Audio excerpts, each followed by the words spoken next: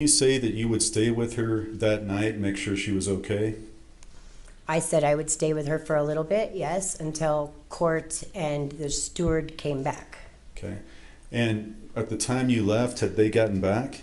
No, So before they got back, despite your word earlier, you left. yes, Did Miss Gutierrez Reed also go to your room that night? no.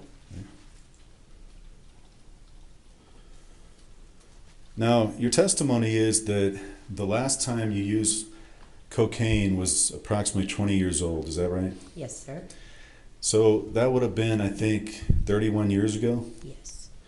And since then, thankfully, you've been clean. Is that right? Yes, sir. So you have not seen that substance in 31 years. That's fair to say? No, that's not fair to say. Okay. I have seen it, just not used it. Okay. Now, you stated on direct examination that you believed it to be cocaine. Yes. And do you recall stating at one point that you said it could be cocaine or meth? I don't recall saying that, no. Okay, do you recall at your pretrial interview being asked the question, what was in those baggies? Inside the snack baggie was the green baggie. Inside the green baggie was a white powdery substance, which I knew to be cocaine, or I mean, it could have been meth or something too. It could have, Okay, but I don't believe that it was, nor did I state that I believed it was. I just said that it could be. and that was my question. I'm just asking if you said it could have been meth too. Correct. So, in reality, it could have been a number of other white powders. Would you agree with that? Sure. Do you know what creatine looks like? No. Protein powder? Yes, because I work in craft services. Okay. And we could go through a whole list of items, but there's a lot of white powder sugar, right? Mm-hmm. Is that Yes. correct? Okay. So the reality is you have a belief, but you don't know for certain what was in that bag, do you? Correct. Now, that was never tested, No. and that was never provided to law enforcement. No. How long did you hold that baggie before you threw it in the trash? I didn't make it all the way down the hallway. So, how many feet do you think that was that you walked? I don't even know how many feet the hallway is long, so Can you, I mean- can you look at the courtroom and estimate, just telling us? possibly to the distance of the gentleman in the blue suit. Okay, is he seated Right at counsel here, table? yes. So, would you agree with me that's about 20, 25 feet? Sure. Okay. So you walked 20, 25 feet, and were you looking at that bag the whole time, or were you having it down by your side? At first it was down by my side, and then I, of course, raised my hand to look. Okay, now, weren't you walking past some police officers too? Men in uniform, not sure whether they were police officers. Well, what do the uniforms look like? They could have been armed security. I did not see an actual badge, so I could not say for sure that they were police. They were men in uniform in either security or police. Well, do you recall being asked the question, why didn't you just hand it back to her? And you said, because I didn't want to do anything in front of the police. On page 19 of your interview? Yes, So at that time at your interview, you indicated they were police. I indicated that I believed that they were police, yes. No, you didn't say believe. You said, because I didn't want to do anything in front of the police. So were they police or not? I don't know. So you walk down 25 feet, you look up at it, and then you throw it in the trash. Is that right? I looked at it and then waited for the trash can, of course. I didn't throw it on the floor or anything, so I did have to wait for the trash can to be there. Sure. So you, in fairness, you probably had 5 seconds to look at this bag. Is that about right? Yes. So you had a 5-second glance through a white baggie and a green baggie, and you then based your conclusion on that. Is that right? Yes, sir. Okay. Now, you also said that you thought this was about 4 to 5 sugar packets. Correct. Okay. Well, do you recall previously stating that you didn't know what the weight was? Correct. And do you recall indicating that it could be a couple of pounds? No. Okay. No. Well, do you recall being asked question, so you have no experience with weight, and you testify, well, I don't know what it weighed. I mean, could be an 8-ball, but I don't even know what an 8-ball weighs. So, I mean, that's like asking me how much this weighs. I don't know. It's a couple of pounds. You want to see this? No, I don't need Okay. to see it. What I Okay. was referring to was a body armor that I had already opened and taken a couple of drinks of, and I held it up and said, I don't know what this weighs. Maybe a pound or two. That was in reference to the body armor, not to the baggies. Okay, well, in reality, in a 5-second glance, would you agree with me? You have no idea what the weight was. Correct. Okay, and you really, other than your guess, you have no idea for certain what was in that bag. Correct.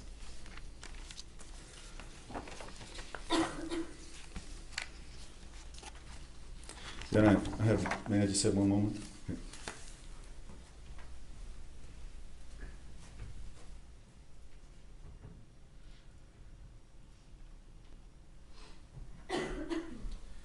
Ma'am, last question. Do you recall in those text messages between you and Miss Gutierrez Reed, she at one point asked you back for her things? Plural? Yes. Okay. And so things is more than one, right? Yes. Okay. I have nothing further. Redirect. Ms. Smith, have you ever seen powdered sugar packaged like that? Never. Have you ever seen regular sugar packaged like that? Never. Have you seen cocaine packaged like that? Yes. You were asked some questions about your contact with Ms. Gutierrez inside the room. Did you, when you were in there, in Ms. Gutierrez's room visiting with her, did you speak with her? Yes. Did she mention to you that she was extremely worried about Ms. Hutchins and Ms. Hutchins' death? No, ma'am. What specifically did she say to you when you were in her room with regard to any concerns that she had? She was concerned about her career. She was concerned about being prosecuted because somebody got shot. All right. Nothing further. Thank you, ma'am. Thank you. Ask one more question. Can we approach real quick? Yes.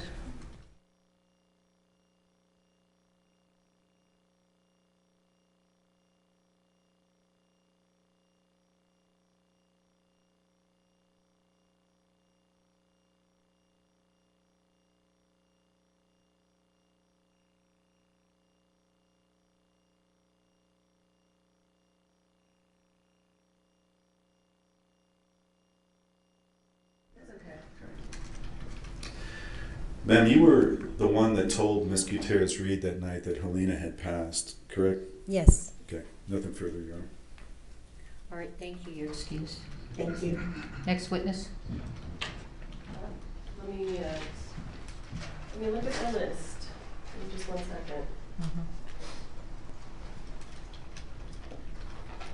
State will call Seth Penny.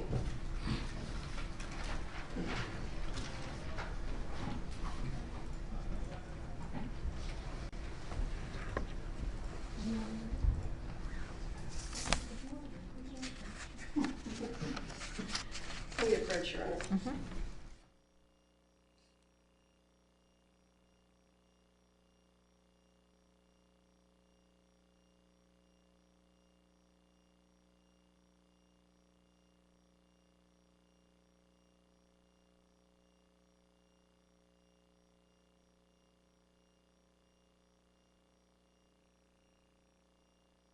Directions. All rise.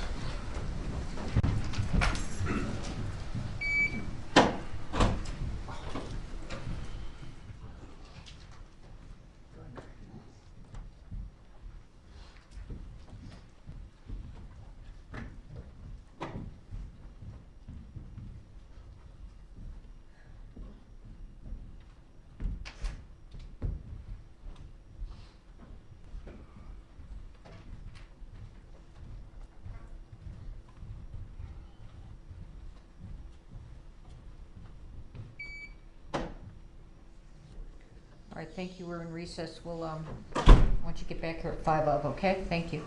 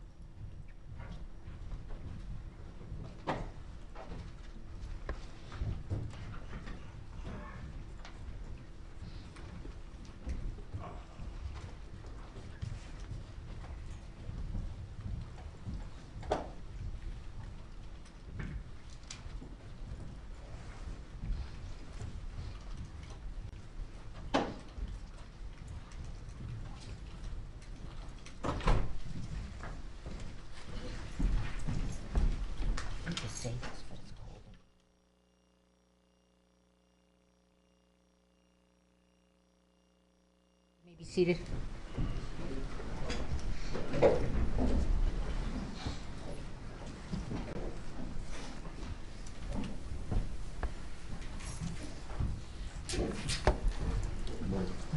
Stand before the judge and raise your hand. Do you swear or affirm under penalty of law that the testimony you'll give in this case will be the truth, the whole truth, and nothing but the truth? Yes. All right, have a seat, talk into the microphone. Thank you. Good morning, sir. State your full name for the record, please. Good morning, Seth Andrew Kenny. Mr. Kenny,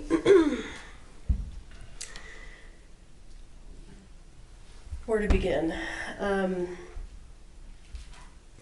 In October of 2021, what kind of business did you run? I ran a prop and weapons supply house to the film and entertainment industry. Could be anything from theater, and also volunteer work associated with active shooter training. Okay. Wait, would you move that microphone a little closer Sure. to you there? Yep. If you can. All right. And do you still have that business? I do. How did you get into the prop supply business? I got contacted in about 2009. Had previously been consulting for a firearms business, indoor shooting range, and retail segment, as well as some law enforcement training. So there was a crossover. And from that, I met an individual that was working in the film industry. And at some point, he said he needed some help, and it was just going to be a 2-month thing. Turned into 15 years. Okay. And that individual, what kind of work did that individual do? He did a similar thing where he set up weapons, sent them out onto shows, and also worked as an armor on set. Okay.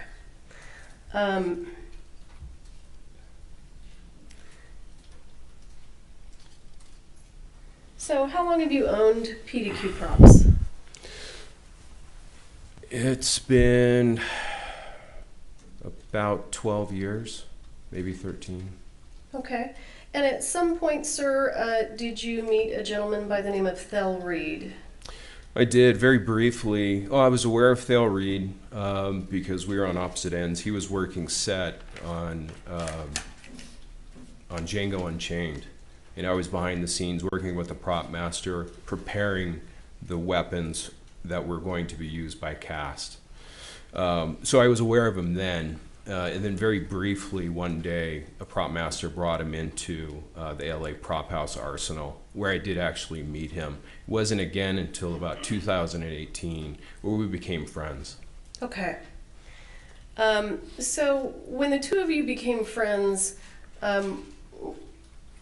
what did Thel do for a living, and how did it relate to what you did? Well, primarily he's, more than anything, he's a gun coach. And he does work set as an armor as well. But something that he's unrivaled in is as being a gun coach. As an armor, he does a fantastic job, or he did back in the day. So he would work set, and on the back end, I would prepare the weapons. For the most part, I work set as little as possible.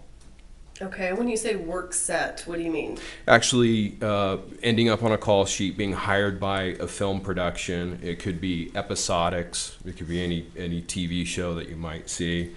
Walking Dead, for instance, and then, or it could just be a feature film, like Django Unchained. And so when you are hired by production, you end up being an employee or an independent consultant for that production.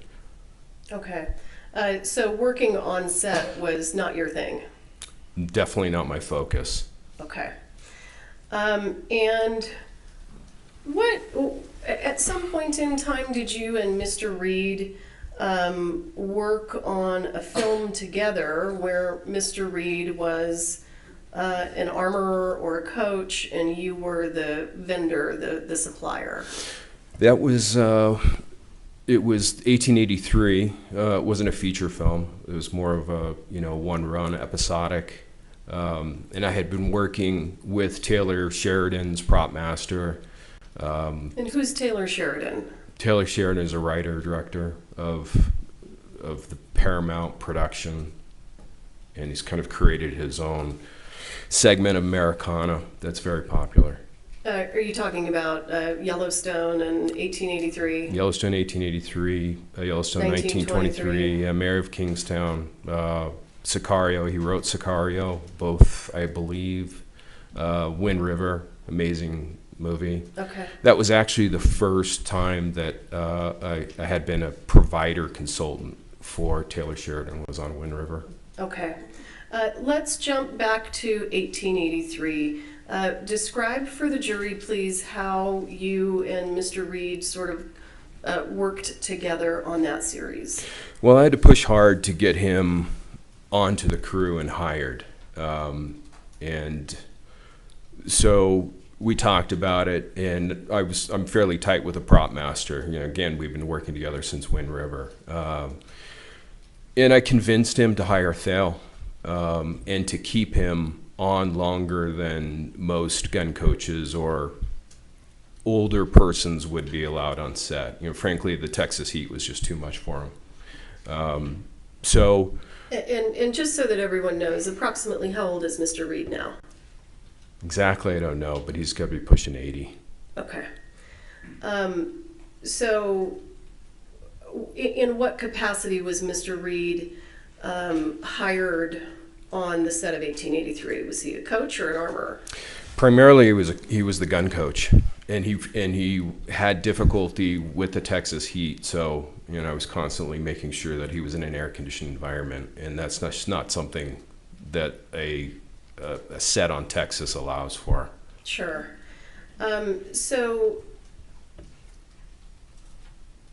describe for the jury the kind of gun coaching that was being done on 1883. Well, it involved initially, it was pretty casual, and we were using replicas, and it happened to be Taylor Sheridan's private arena. When you say replicas, are you talking about real guns or fake guns? These are fake. These are fake guns. Okay. Replicas. Yeah. And so that's where it started. It's kind of a meet and greet and just get some of the basics down. And Thale, you know, he's been doing it for so many decades, 60 plus years as a gun coach and armorer. He knows small bite-sized pieces to the actors is best. Okay. So. Was there coaching sessions that included real firearms? There were. Then at some point, it was decided, and I'm not sure who made that decision, that they actually wanted to set up a private range on a portion of Taylor Sheridan's private ranch with an appropriate backstop and it controls. And that is where the cast, it was a bit of a team building as well, learned about how the functioning of the firearms, you know, and we were mixed between blanks and live. We had live ammunition in one area and then take people off to the side and shoot blanks. And essentially the safe distance on most blanks is about 20 feet. So we would take them away from the firing line and test and train them there. And primarily, they had gotten it by that point. They had really understood for their characters what they needed to be and do on set. So you mentioned that during these coaching sessions, some of the cast was shooting with live ammunition. Is that correct? That's correct.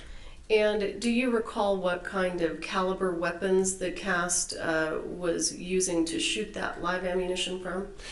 It was a mix we had available from memory, 12 gauge birdshot, just the basics of that. I don't think we even touched that ammo. The prop master had some guns that were chambered in .357, I believe, some lever actions, and also in .45 Colt or .45 long Colt. Both are okay. Both All right. terms. Can you explain to the jury Well, let me ask you this. Do you know where the live ammunition came from that was used in those coaching sessions? I do. Where did it come from? The 45 long Colt came from Thale. He had a number of reloads that I asked him to bring because at that time it was very difficult to source live ammunition. It was difficult. So he had what turned out to be 325 reloads of 45 long Colt. And when you say reload, what are you talking about? Well, it's once used case. So every case of ammunition starts out as new. And at that point, What do you mean when you say case? the actual brass case. So if we talk about a round of ammunition, there are 4 components to that. There's the yellowish colored brass case, the primer that is pressed into the base of the case. Then we have gunpowder, some type of, could be black powder, synthetic black powder, modern smokeless powder, and then you need a projectile. And so those four components make up a single round of ammunition. Okay, so the live ammunition that was used for the coaching session was provided by Mr. Reed. Correct. And if you know, I don't know if you do you know where he got it? Yes, he said he got it from Joe Swanson. Okay, and who's Joe Swanson? Joe Swanson is probably the primary supplier of blanks and dummy rounds to worldwide. If you happen to see something go bang in a puff of smoke in a movie or an episodic, a television show, worldwide, chances are that Joe Swanson made it. Okay.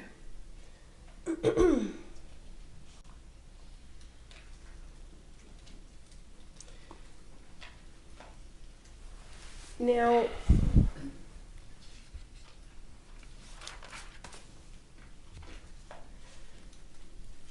was all of the 45 long Colt live ammunition that was used for the training camp on 1883, was it all used up?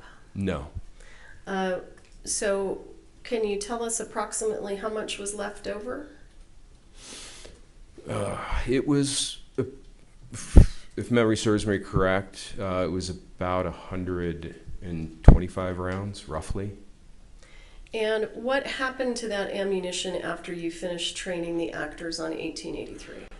Well, that's a little bit hazy. At one point, I do recall that certain things were offloaded from my Sprinter van because they just weren't needed, and that was one of those things. But at some point, it got moved back to Albuquerque, and I've never been able to pinpoint the date.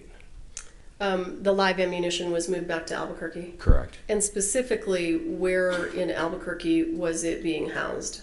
It was in a gray bin marked live ammunition, and it was actually in the bathroom.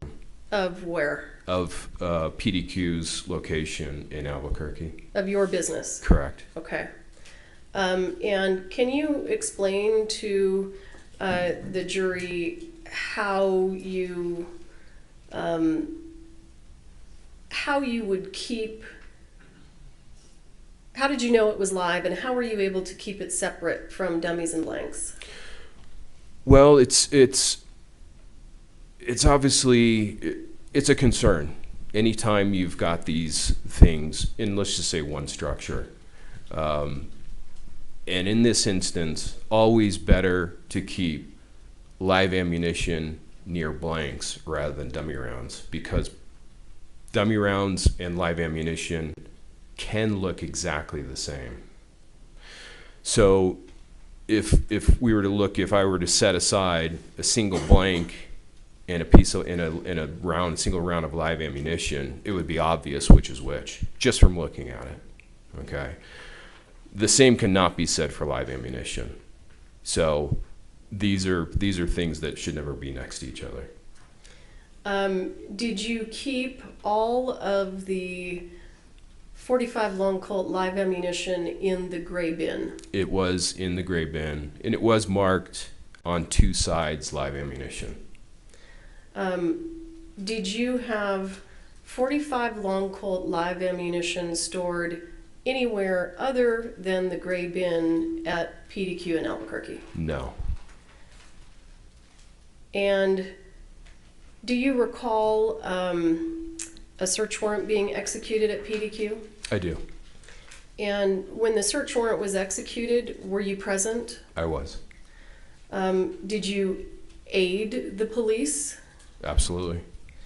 And did you provide law enforcement all of the 45 Colt live ammunition that you had at PDQ? Yes, and it wasn't spelled out in the warrant that way. If my memory serves me correct, the warrant specified that any live. Yeah, well, object to and that. it's okay. We'll move on from that. I understand your concerns. So let's not talk about the warrant, okay?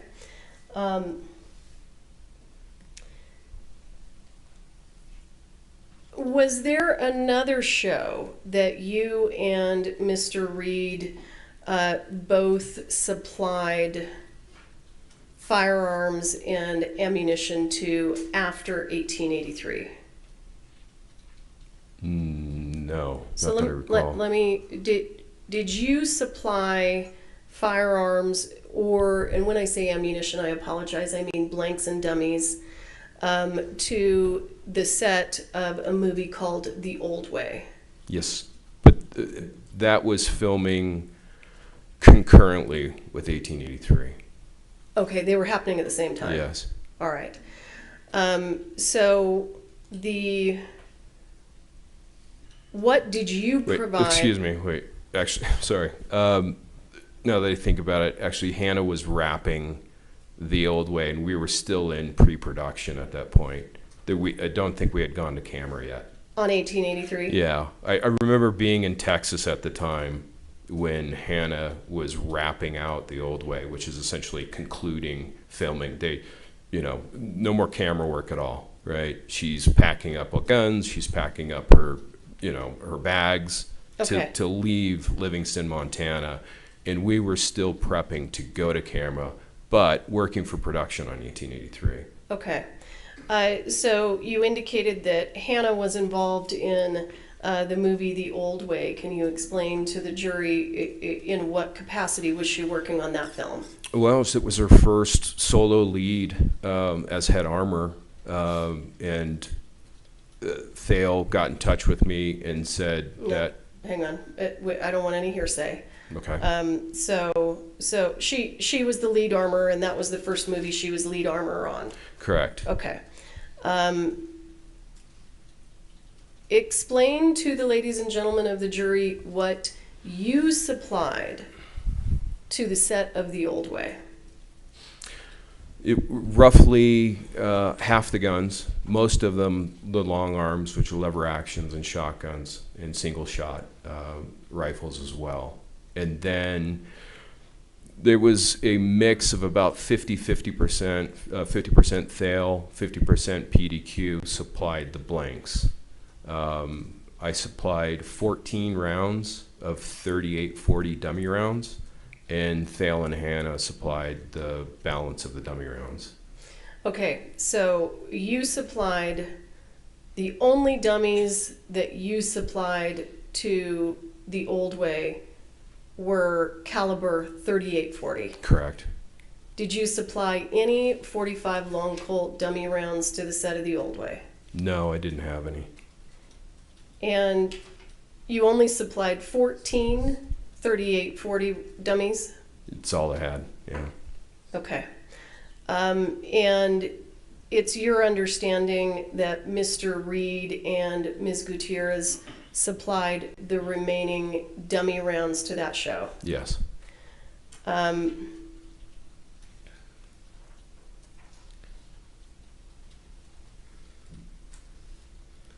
The dummy rounds that Ms. Gutierrez supplied to the set of The Old Way, if you know, do you know where she got them? She got them from Thale. All right.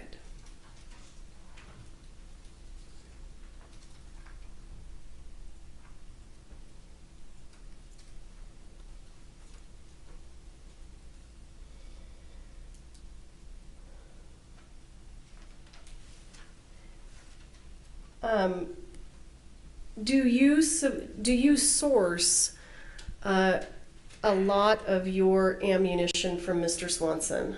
100%. Actually, no, excuse me, 90%. And do you source from Mr. Swanson? And again, not ammunition. Understood. Just dummy rounds and blanks. Okay. Do you source both dummy rounds and blanks from Mr. Swanson? Dummy rounds 100% from Joe Swanson. Okay. I think we should look at some pictures if we can get set up. Mr. Bowles, will you have a look at something with me? I don't want it to be displayed yet. So here's just so that you know what I'm going to show him. These are already in evidence. So he and I are going to go through those. Sorry, thank you.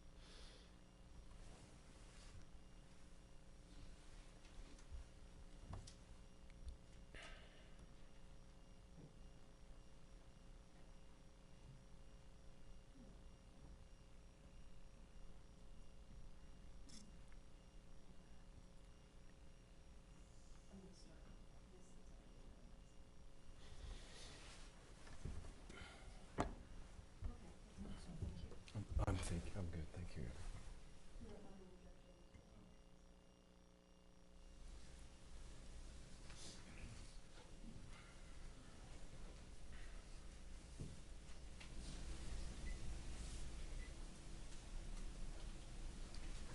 Thank you. Mr. Kinney, do you see the photograph on your screen? I do. Thank you. Have you ever had a box of dummies from Mr. Swanson with that label? No, never. And why would you not have a box with this label if you're sourcing your dummy rounds from Mr. Swanson? Well, 1883 was the first period show that that I needed 45 long Colt dummy rounds for. Prior to that, even though we had done a flashback scene with Tim McGraw in Yellowstone, there was no call for dummy rounds, or the prop master sourced them elsewhere. So I just never needed them. And when I did, I needed them by the thousands, not by boxes of 50. And so what happened is Joe Swanson, he asked me, do you want me to package them up? I said, no, there's no point, right? It's more work for everybody. So he sent them to me in bulk.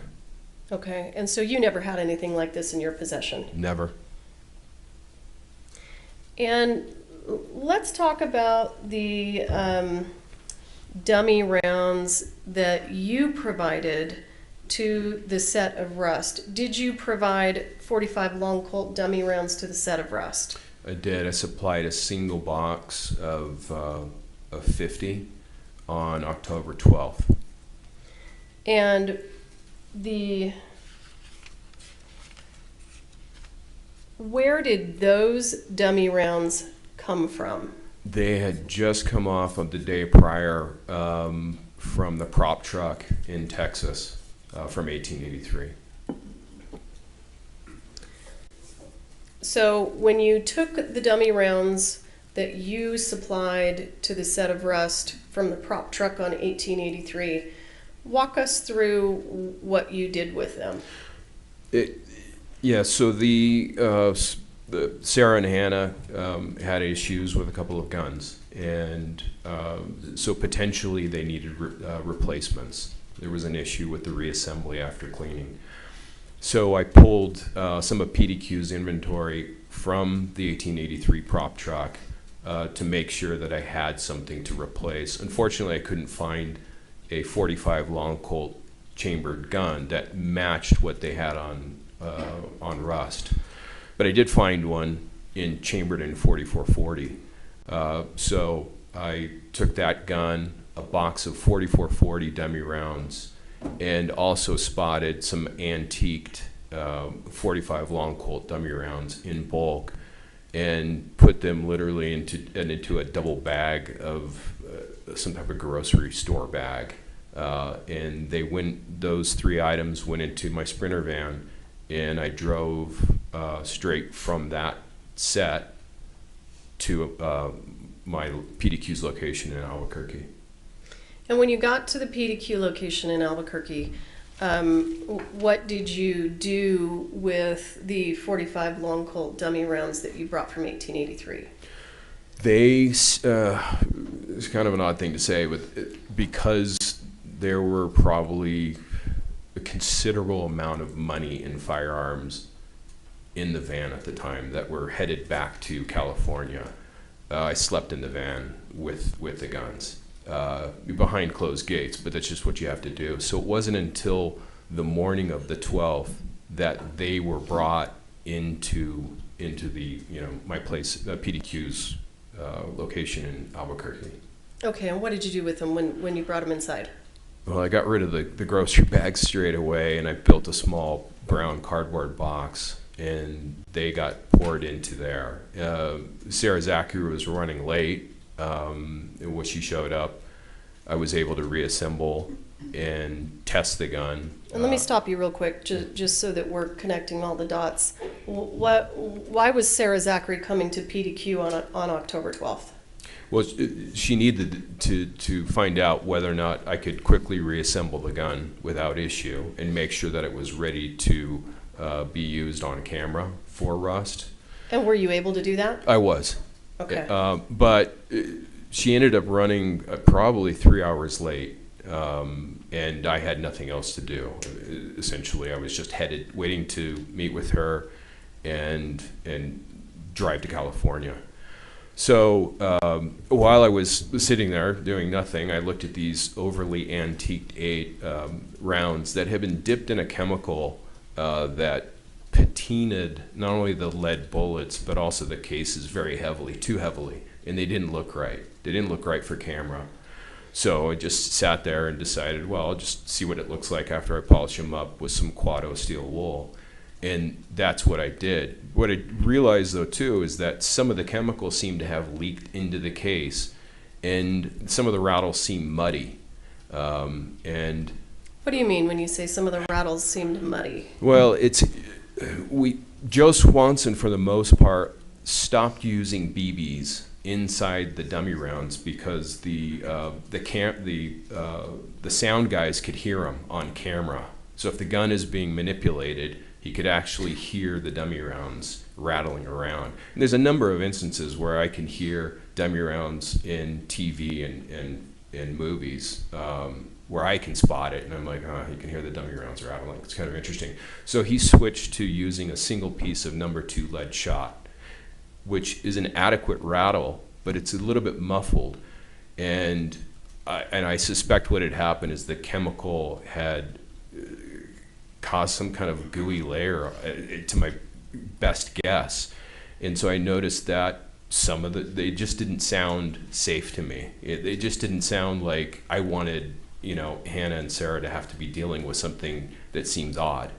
And so I selected, before I sat there and polished each dummy round, I had to make sure, one, it rattled before I spent a minute polishing around. If we're talking about a box of 50, plus writing a label on both ends, I sat there with this box for an hour. So they got rattled before they got polished, and then re-rattled to make sure they would rattle without issue, and then individually inserted into the box. Okay, hang on just a second.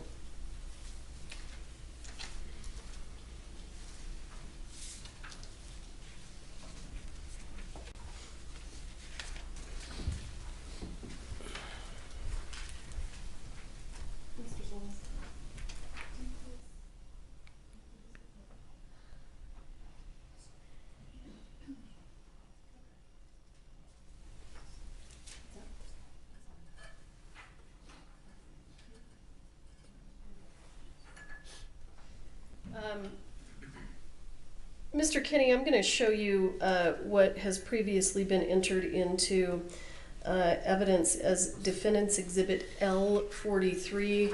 I'm not going to switch over to the Elmo for this because it requires too many steps and it'll take too long. Do you recognize that? I do. What is this a photo of? It's a photo of the brown cardboard box that I had just taped up to purposely hold those aged dummy rounds, and you can see in the picture what they look like before being polished with Quado steel wool. Okay.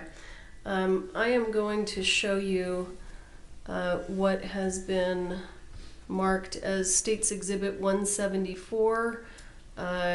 There's no objection to admitting this into evidence, and I'd like to publish. Right, States 174 is admitted, you may publish. Mr. Kinney, what is this a photo of? That's the same box.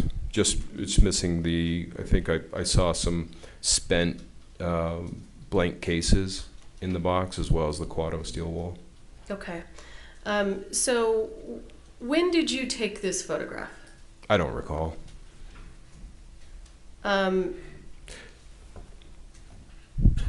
Is this a photograph of the dummy rounds that you provided to the set of Rust? That's correct. So it would have to be the picture was either taken on October 12th or after. Okay. Because that box and those dummy rounds didn't exist until that morning of October 12th. Okay. And after, I think you indicated that you rattled them, polished them, and rattled them again. Is that right? Correct.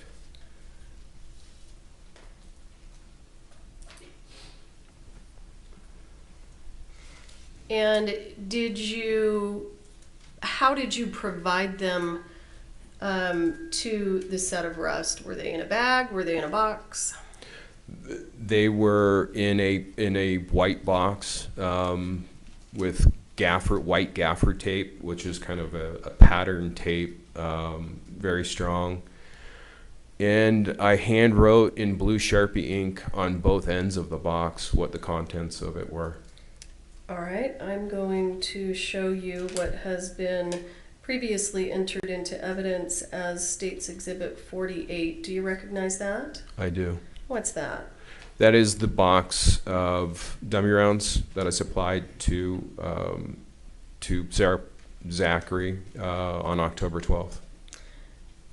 So the dummy rounds that we saw in the box, in the brown box in the previous photo, you took those and you put them into this box. What we see in the brown box with the aged dummy rounds is the remainder. Because again, I didn't just take 50 rounds. I took, I would estimate, up to nearly 100 in total. So we've got, this is a box that contained 50 dummy rounds, aged and polished, and the remainder was left in that brown cardboard box. When you're talking about the remainder, are you talking about what's shown in Defendant's Exhibit L43? Yes. And the other photo of the brown box without the steel wool, are those the ones that actually ended up in the box and went to Rust? No, those are still the remainder. Okay. I'm going to show you what has been entered into evidence as State's Exhibit 48A. Do you recognize that? I do. What's that? It appears to be that same, the foam insert and dummy rounds, the polished antique dummy rounds that I gave to Sarah Zachary on October 12th. Although Yeah. one of them appears like it doesn't belong. You talking about this one? I believe it to be that round. It doesn't look like it's had any aging, and I think I've seen it in other evidence photos where they're laid on their side and it stands out. So, and hang on just a second. Let's do this. Let me show you. what has been previously entered into evidence as State's Exhibit 166. What's the round you're talking about? That's it. If we look at the top row and all the way to the right of the top row, just beneath that, it appears that round is inconsistent. George, show him how he can circle. Yeah, so it's touchscreen. Oh, yeah. So you can, you have to press a little bit. I don't have the touch. Yeah. Press a little bit harder. And then get clear. So that round that I've circled in red does not appear like the others, and I have a tough time thinking that I would provided that round. Okay. And after you gave the box to Ms. Zachary and it was taken to the set of Rust, do you know what was done with it after that? No, I had, even if she left it in her car, I had no idea what she had done with it, Okay. whether or not they used it or not. Okay. I'm going to show you what has been previously entered into evidence as State's Exhibit 39. Do you recognize that? I've seen this photo before, yes. Do you recognize the dummy rounds that appear to be in the belt? Is it hard to tell from this photo? It's hard to tell, yeah. Okay, so let's And the shadows in the photos make it difficult as well. okay. Let's go ahead and move to State's Exhibit 40. This is previously entered into evidence. Does that photo help? It does. So I believe we've heard testimony that these are, from the crime scene specialist, that these are the rounds that were taken out of the belt. Do those look like your rounds? They do. They're definitely similar. A higher resolution on an iPad would be ideal, but they look very similar. Can I guarantee that those are the PDQ rounds? No. It would be difficult to say. Casually, yes. Court of law, not so Okay. much. Okay. I'm going to show you what has been previously entered into evidence as State's Exhibit 49. Do you see that? I do. And do you see that this photograph has an extra round up here? I do. Are you familiar with what a Denix round is? I am. What's a Denix round? Well, it's a costume round. What's the difference between a costume round and a dummy round? Costume rounds don't rattle.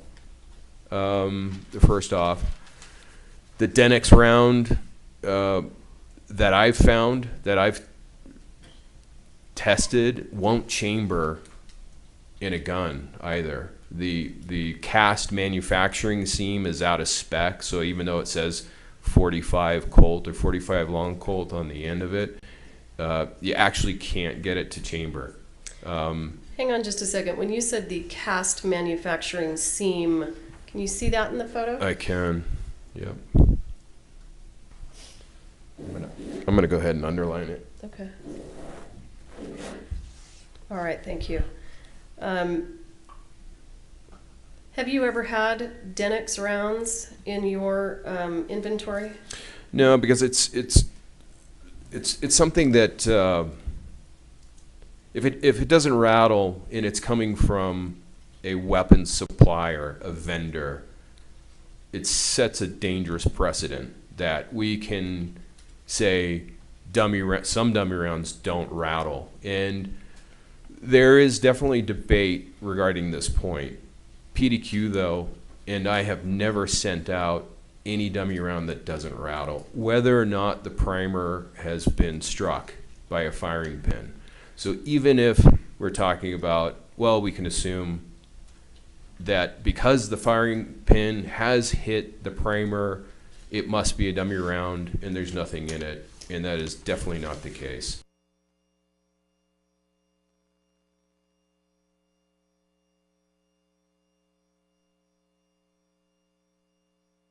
primers will not go off with just one hit of a firing pin. And so we don't know that that's a purpose-built dummy round. Unless it rattles, it's not to be trusted. Okay. And did you provide a Denix round to the set of Rust? No. And it's your testimony that the Denix rounds actually don't really fit in the revolver. Is that right? The ones that I've tested do not. Okay. Because of the seam. Because of the seam. And it appears overall that they're oversized, very slightly, but it's enough to prevent them from being inserted into a revolver. Okay. And do you know a gentleman by the name of Billy Ray? I don't know him personally. We've communicated. Actually, no, excuse me. Let me back up. We did meet briefly. We met briefly. He owns a similar company providing weapons and props as well as dummy rounds and blanks to productions. I believe he's a set designer. Did you reach out to Billy Ray with regard to supplying dummy rounds to the set of Rust? I did. Again, PDQ, everything we had slated in inventory was to be used on 1883. So we didn't have any 45 Colt dummy rounds. So I reached out to Billy Ray by text and asked him if he did have any in stock because they needed more. And did he have any? He did not, but what he did have, which appears on camera, and to anyone else, if you were to insert what he did have into a leather gun belt from 3 feet away, you wouldn't know what was in that gun belt. And so what he had was very specifically, he got back to me and said, I have 98 4440 dummy rounds and 42 3840 dummy rounds. And were those provided to the set of Rust? He met up with Sarah Zachary, and that's how they ended up, I'm assuming, on set. And are you the person that connected them so that Ms. Zachary could obtain the dummy rounds? Yes. So, to the best of your knowledge, did Billy Ray provide any 45 Long Colt dummy rounds to the set of Rust? No, I mean, he was very specific. I mean, casually you'd say, well, I've got 3 boxes, that'll work. But he went into greater detail. Okay, and let me stop you there. And when you were talking about having a 3840 or a 4440 dummy round in a gun belt, you said that the viewer wouldn't know what they were looking at. That's correct. And is that because they look very, very similar to 45 Long Colt? Yes. Okay.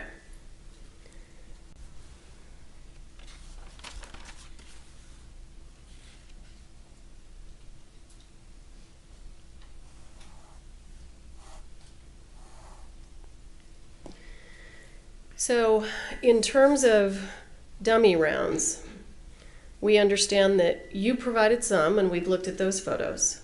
You've testified that Billy Ray provided some, and you've explained that to us. Was there anyone else who provided 45 Long Colt dummy rounds to the set of Rust? Yes. Who's that? That was Hannah. And if you know, where did Ms. Gutierrez say that she got the dummy rounds from that she took on to the set of Rust? It was the same supply that she had gotten from Thale that she used on the old way. And how do you know that? Comment, it was just conversation and text message. She told you? Yes. Okay. I'm going to show you what has been marked as State's Exhibit 175. It's my understanding that there is no objection to this, and I would ask permission to publish. No objection. States 175 is admitted, he may publish.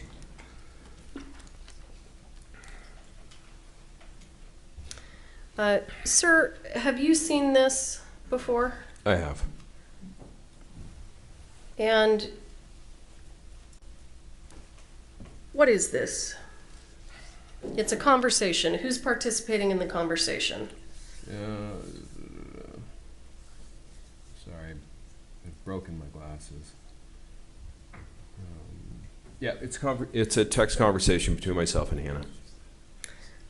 And what's the date of this conversation? Again, I'm sorry, I don't have my glasses. October, was it 5th? Do you need some readers? I probably have 5 pairs. No, the new prescription. I broke my glasses, and the new prescription it makes me feel nauseous. So let's see if I take a picture of it. Does that help you? Oh yeah, October 5th. Okay.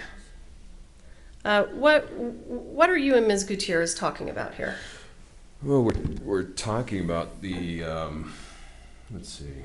Well, what specifically? Yeah, there's a few dates in there. Go ahead and just take a moment and review it, and then I'll ask you some questions about it.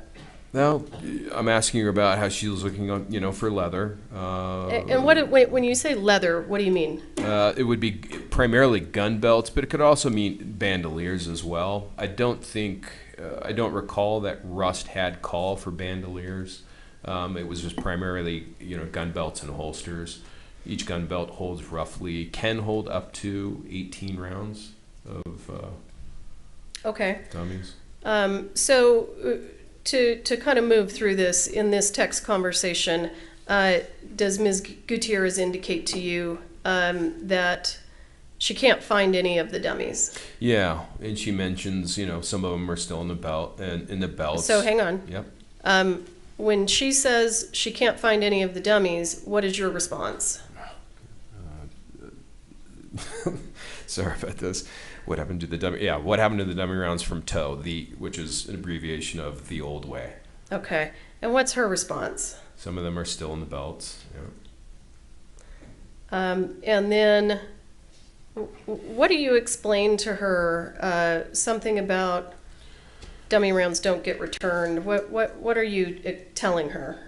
And let me know if you need me to. Do you need me to make it bigger? I mean, I might as well just pull it up on my phone. Yeah, so I was just explaining, to her that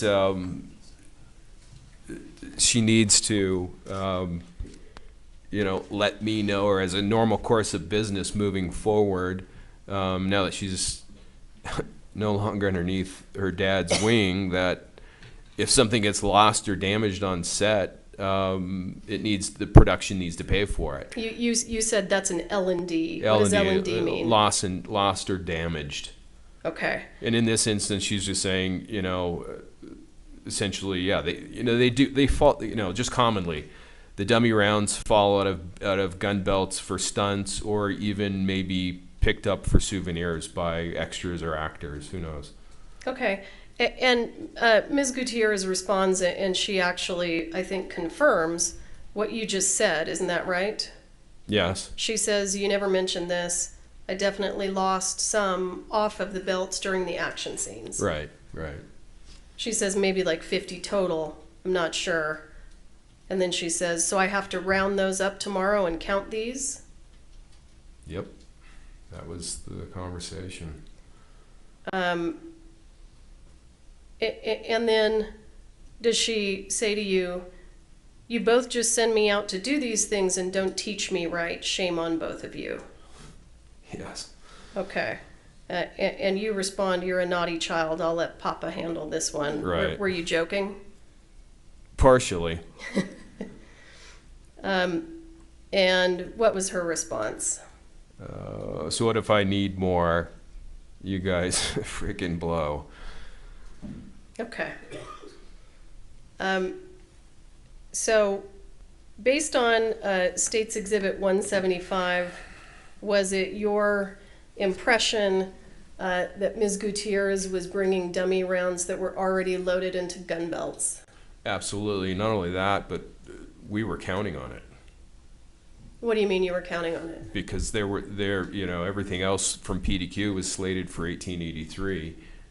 In fact, some of it wasn't even manufactured yet. So there was just no inventory. And the only way that they were going to have dummy rounds on Rust is by reaching out to other suppliers in the business, and they needed them straight away. And Billy Ray happens to be in Albuquerque, so that's a straightaway solution. Okay, was it your understanding from that conversation with Ms. Gutierrez that the dummy rounds that she was providing to the set of Rust were left over from the old way. Yes.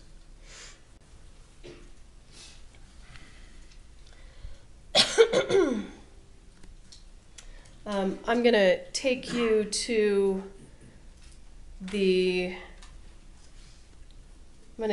October 21st, 2021. Do you recall that day? Yes. And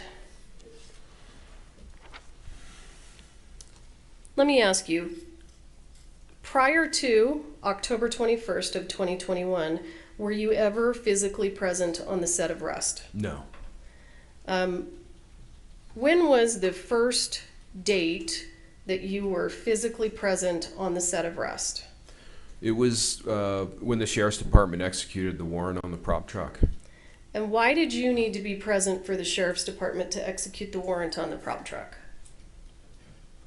It wasn't that I needed to be, as much as I felt I wanted to be there to facilitate.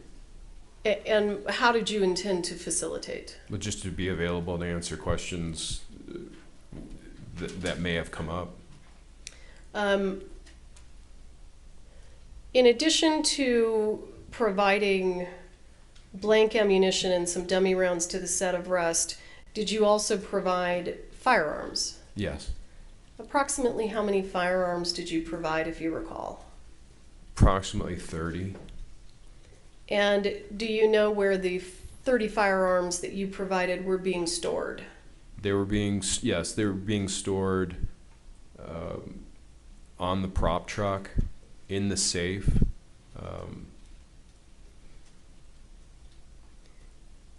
Okay. Yeah. And let me ask you specifically, did you provide to the set of Rust the Pieta 45 that became Mr. Baldwin's prop gun? I did. And where did you get that gun from? Those guns came from Pieta's. Pieta's an Italian manufacturer, and they supplied. They have a principal, and I think it's a single importer located in California, and I purchased them specifically for the Rust show directly from their facility in California. And do you know when you purchased that gun, was it new or was it used? Baldwin's gun was brand new, as were I believe it's 11 of the 12 revolvers that were rented to the Rust production were all brand new. So I'm going to take you back to October 21st. On October 21st, did you find out that there was some sort of an injury that had taken place on set? I did. I missed a call from Sarah Zachary, and quickly thereafter she sent me a single word by text in all caps, emergency. And when you received that text, what did you do? I called her back within a few minutes. Okay. And let me ask this. During that conversation, did you tell Sarah Zachary to do anything with any of the dummy rounds or firearms or anything like that on set? No, absolutely not.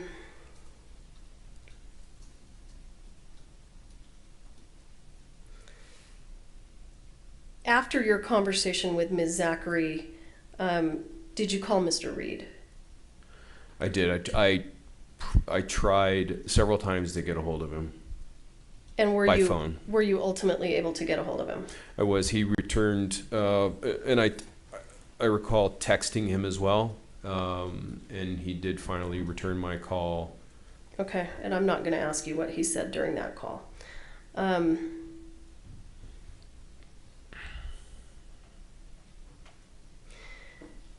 During the filming of Rust, did you occasionally communicate with Ms. Gutierrez? Yes. And was there a time that you and Ms. Gutierrez had a disagreement? The primary disagreement occurred on October 16th. And what was the subject matter of that disagreement without saying what anyone said? Subject matter related to an accidental discharge of a blank on the set of Rust. Okay. After the disagreement that you had with Ms. Gutierrez on October 16th, did you, if you recall, did you speak to her again before this, between the 16th and the 21st? No. And why weren't you speaking to her? Was there anything that she did or said during the October 16th conversation that was upsetting to you? Well, it was clear that she was emotional. She sent me a text message back that had a number of expletives associated with it, and so, you know, I just felt that she needed some space, and maybe an apology was due, and I was just going to give it some time. An apology was due to who? Well, I thought to me. Okay.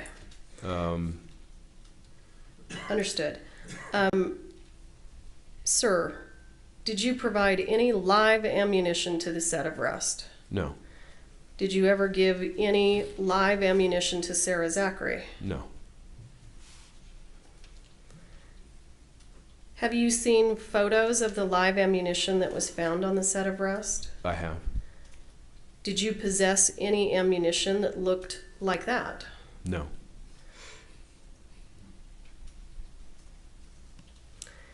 At some point in time after the incident on the 21st, did you become aware that you were perhaps being blamed? I started to sense that there was efforts to redistribute blame, or the cause of this accident. Was there a morning news show that you watched that? Yeah, I'm gonna object.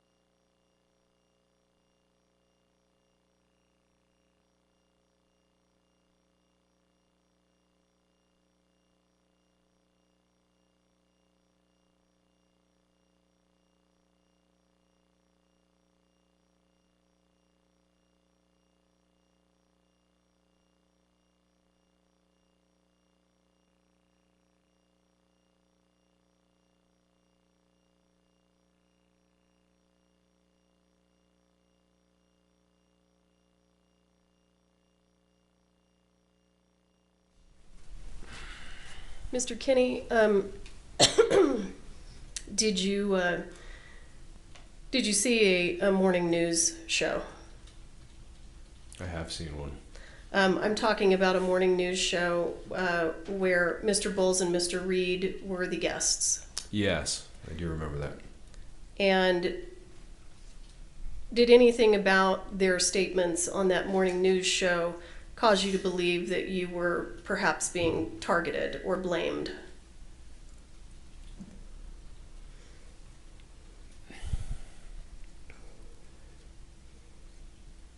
That's difficult to answer. It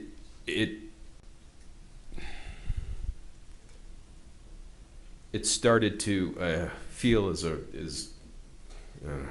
don't know if that's an appropriate word. It started to feel, knowing Thale and having been friends with him for a few years at that point, I understood who he was and how much he loves his daughter. So I felt like what was about to happen, that was the very beginning. And that was essentially to ultimately try to pin the live ammunition on the set of Rust, that somehow it came, through me. Okay. And Mr. Kinney, did Ms. Gutierrez, with the assistance of Mr. Bowles, file a lawsuit against you? They did. It was give or take a couple of days, January 12th of 2022. And when the lawsuit was filed against you, at that point in time, did you fully understand that you were being blamed? At that point, it was quite clear. Okay.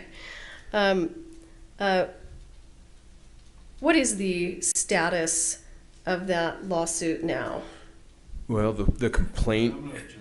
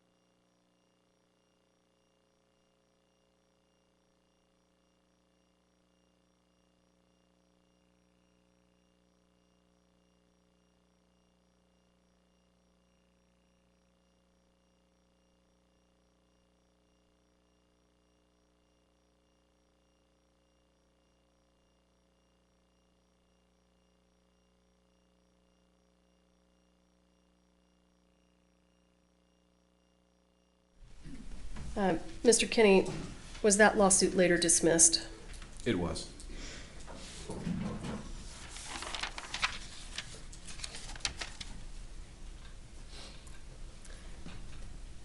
I'll pass the witness.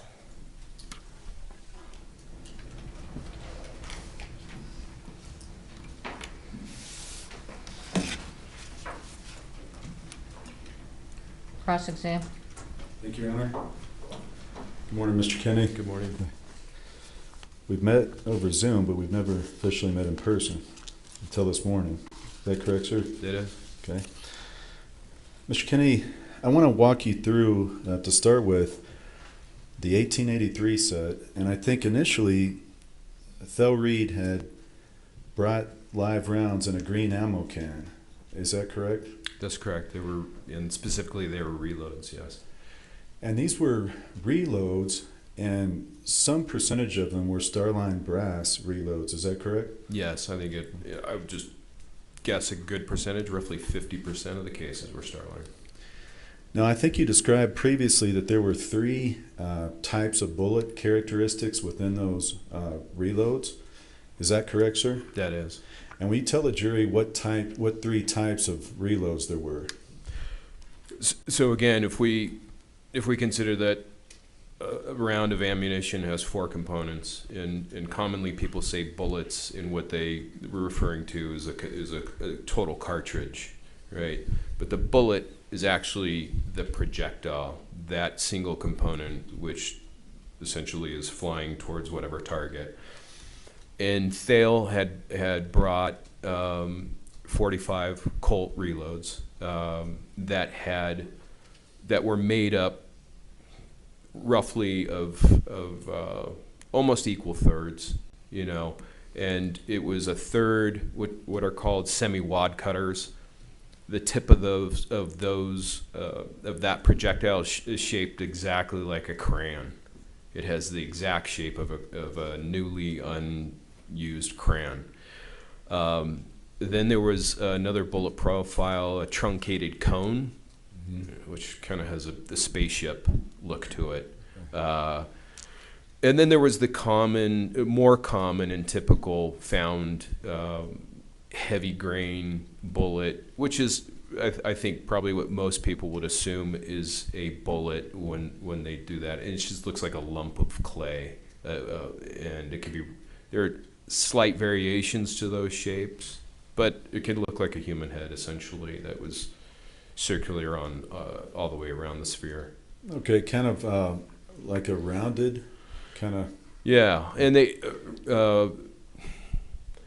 even with a flat point on them, but they seem to be those round-nosed, flat point versions. All seem to be roughly the same. I didn't see any variations in those, but honestly, I just don't recall. I just remember that there were three different type profiles. And the issue that we ran into was that they were shooting both lever action rifles and revolvers at the shooting range, and specifically, I grouped each different bullet profile into separate boxes, and told the guys that were manning the prop master in a live fire armor that they had brought on. And they had an assistant as well, that the semi-wad cutters would not chamber in the lever action rifles. So best to use those in the revolvers, and ideally the truncated cone and then the rounded bullets, those could be used in the lever actions. And ultimately, somebody put a semi-wad cutter in one of the lever actions and jammed it up. Okay, well, in any event, there's three types of bullet characteristics in those reloads that Thel Reed gets from Joe Swanson, correct? That from what I saw, yes. Okay. Now, you all have this live training offset. It's at a cowboy training camp in Texas in 1883, correct? Correct. It was anywhere near a set. It was on, again, Taylor Sheridan had set up a private firing range, live fire area, and no filming was done at that point. Okay, sir. Then after that set, you then retained the ammo can and the remainder of the live rounds that Thel had brought, correct? No. I retained the Thale Reed, yeah, the reloads from Thale, but the ammo can was sent once the first I saw of what was the contents of the ammo can was actually at the firing range on Texas, and at that point we needed to know how many we had and what variety, because when I opened up the box, it was a jumbled, distribution of 3 different types of bullet profiles. So what I did is previously I'd gotten from Joe Swanson 10 boxes that were flat, brand new. They actually had to be assembled, and I loaded the contents from the green ammo box that Thale had brought into those white boxes. Those white boxes went up to the firing line as well as the empty ammo can. And the ammo can was being used for the spent brass. Okay. So you did retain some of the reloaded live rounds after 1883 completed. After the 1883 cowboy training camp, yes. And those then made their way back to Albuquerque, you've said, to PDQ props, correct? Yes. And you don't know whether those returned, I think you've stated before October 21st. You said you were hazy on the date, right? Yes. But we do know that you came back to Albuquerque from 1883 on or about October 11th because you met with Sarah Zachary October 12th, correct? Correct. So when you came back, you brought dummy rounds from the set of 1883 to give to Sarah, correct? Correct. And those were 45 long Colt dummy rounds. Correct. Now, you had a whole group of dummies on 1883. How many do you think there were? 5,000. Okay. So out of those 5,000, you brought some back from Miss Zachary. And at some point, you can't tell the jury when, those live rounds came back to your place. I've never been able to identify the exact date. Well, you also said on direct they were delivered back. Let me get you the words you used. They were offloaded from your Sprinter van and got moved back to Albuquerque in the bathroom. Is that right? That's correct. Now, when you said got moved, isn't that you who moved them back? Yes. Okay. So, in reality, you drove them back from 1883, and you can't remember that date at all. No. I ballpark it, but it's not accurate. I have an idea of within months or two, or even I can't tell you because I made at least 2 trips back and forth from Texas to Albuquerque, California, back again. I've just not been able to narrow it down. Did you ever go back and when you were sitting down with Hancock on one of these times and sit down with the calendar and try to look at your trip receipts, look at any kind of credit card, try to figure that out? Yes, repeatedly. I've probably tried 3 to 5 times to see if I can come up with a picture of either the space in PDQ space in Albuquerque, something that would indicate when I had brought those back. I've just been unable to. Okay. Now, you said that you brought these back, stored them in the bathroom, and you indicated that that could be a concerning situation if live rounds are stored in the same place as dummies. Is that fair? Yeah, that's fair. Okay. And the reason why you said that on direct is that dummies are made to look identical in a lot of respects to live rounds. Yes. Okay. Now, you also had within your place blanks, correct, sir? Correct. Okay. Why would you store live ammo at PDQ at all? Well, I've got, self-defense ammunition. It's Albuquerque after all, and that's enough right there. I deal with weapons that should not be out on the streets, and I'll do what I have to prevent that from happening. Unfortunately, that's an unfortunate reality. So there is self-defense ammunition, and the remnants of the 1883 cowboy training camp was there. And I, again, don't know the date that I brought them back. Okay. Now, you keep self-defense ammunition. It's because it's a dangerous town. I think that's what you're saying. And you also keep weapons we've seen in pictures that were kind of out in the open. Looked like they were cases. You recall that? From the evidence photos? Yes. Well, you're seeing what I want anybody to see that would break in if, because again, it's Albuquerque. If somebody were to break in, what are they going to go after first? That's what it's set up as. You don't see in the evidence photos belt-fed machine guns, any machine guns, or a lot of other things that were there that are no longer there. Okay, so you had belt-fed machine guns too? Oh, yeah. And machine guns at this shop as well? Yes. Okay. So you wanted people to see the, and let me just show you, Defendant's Exhibit L14. Yes, sir. Thank you.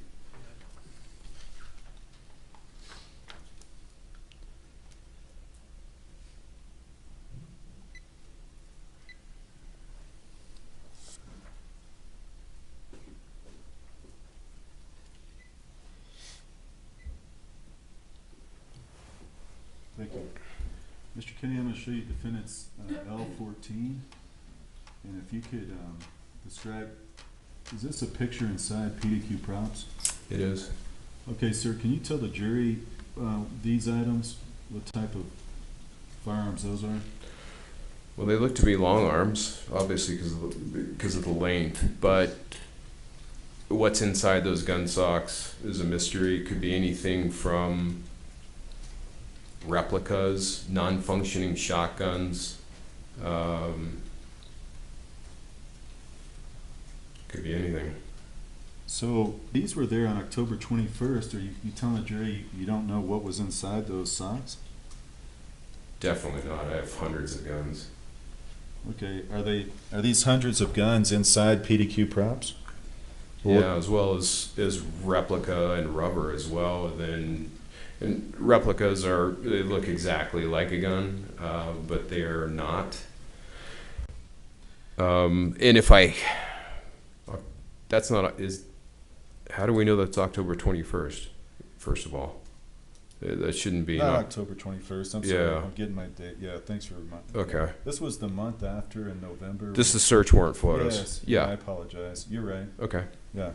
So that was in November. And Mr. Kinney, what is this on the? Are these some rounds on the ground here? Can you Everything in this room are going to be blanks or dummy rounds. see? Okay, but and I see them kind of laying in bags on the ground. Is that correct? Yes. So, did you have any kind of?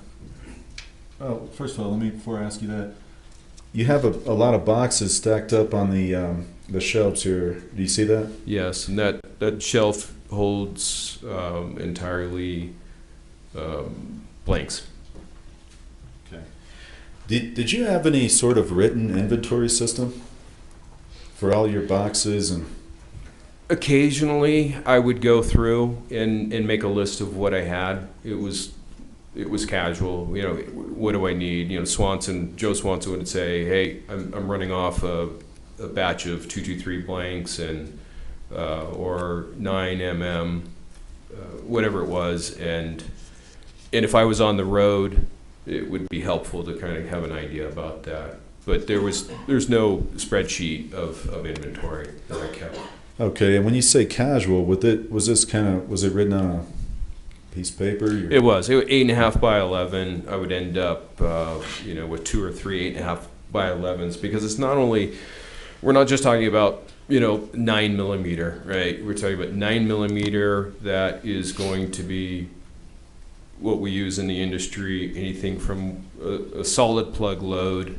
And in a solid plug load, you can have 10 variations. And then we have 1/8 flash, quarter flash, half flash, full flash. So you had to know what your inventory is by memory for the most part. And occasionally you know, if inventory got too high in one area, I'd say, well, definitely don't, you know, if Joe says, hey, do you need any of this? Respond no, because it just doesn't make sense from a small business standpoint. And you said inventory through memory. I'm going to show you defendant's L16. It's just one example. Were you able to remember at any given time each number of each of those types of boxes? Well, if I'm handling it on a daily basis, yes. Deficiencies mostly. Well, and for example, when you have to invoice, like the Russ said, do you have any procedure that kind of tells you how you're going to invoice that? Typically what I'll do is very quickly, usually movie productions, television productions are last minute, and oftentimes the invoicing comes a week or two after the service has been provided. And so oftentimes I'll quickly jot down what it is that's being sent, take a picture of it, and oftentimes things go, if they're shipped, everything goes overnight. So it's a last minute kind of business. Okay. Your Honor, may I approach? I'll show this.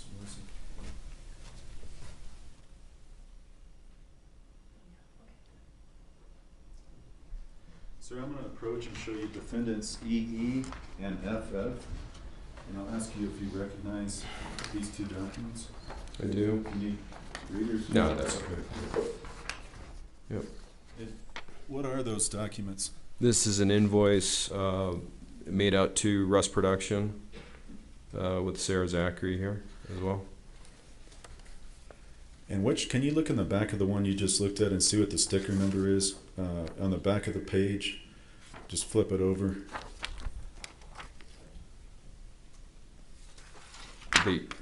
Yeah, that little sticker, FF, does that say that? That says FF. Yeah. Okay. Yeah. So you just read for the record from FF, and what is EE? The other exhibit? You haven't introduced these. No, I was just going to ask to move them in, Your Honor. Just have them identify EE. Okay. So FF is an invoice for blank ammunition as well as dummy rounds. Okay, and is that your invoicer? Yes, it is. And is it the same for EE? If you could take a look at that. And this EE is an invoice for guns, replicas, rubber guns, gun bags, and socks. Okay, and not get into the contents. You just recognize that, do you not? I do. Okay. Yeah. I would move for the omission of those two exhibits. No objection. EE and FF are admitted. You may publish. Thank you, Your Honor. Defendants.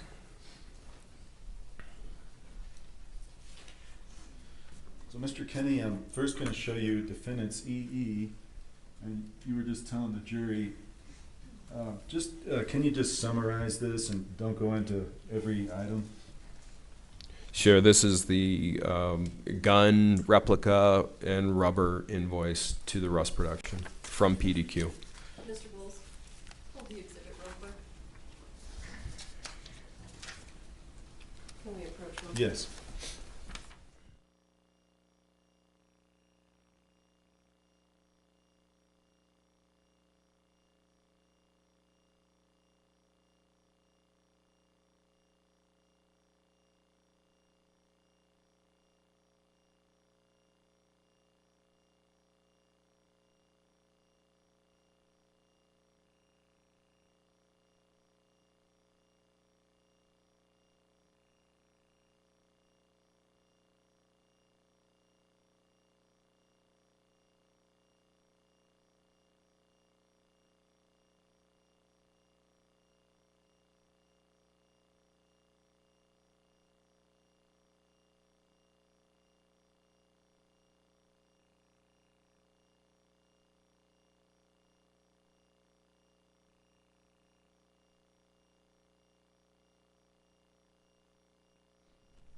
Okay, Mr. Kenny, if you can just summarize that for the jury. So that invoice is from PDQ to Rust Production for firearms, replica firearms, as well as rubber firearms.